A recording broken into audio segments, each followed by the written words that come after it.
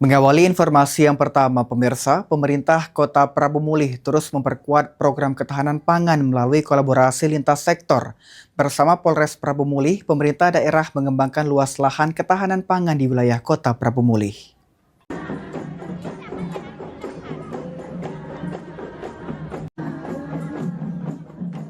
Kolaborasi antara pemerintah Kota Prabu Mulih dan Polres Prabu Mulih dalam program ketahanan pangan terus menunjukkan hasil positif.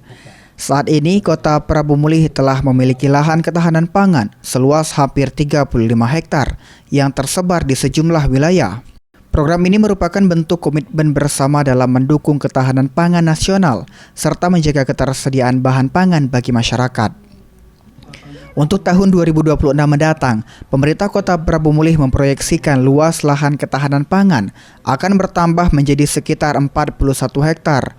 Penambahan luas lahan ini diharapkan dapat meningkatkan produktivitas pertanian serta memberikan dampak ekonomi positif bagi masyarakat.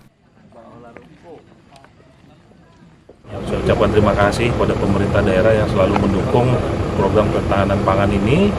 Terima kasih Pak Wali Kota, semoga kedepannya program pertahanan pangan ini bisa terus berjalan dan masyarakat bisa menikmati juga hasilnya. Masyarakat yang menanam, masyarakat juga yang menuai hasilnya.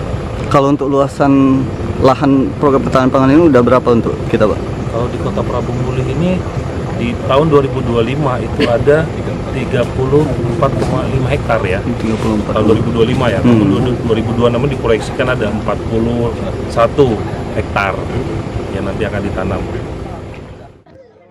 Dengan sinergi antara pemerintah daerah dan kepolisian, program ketahanan pangan di Kota Prabu Mulih diharapkan terus berkelanjutan dan menjadi salah satu penopang utama ketahanan pangan di daerah. Anggi Perkasa, PAL TV.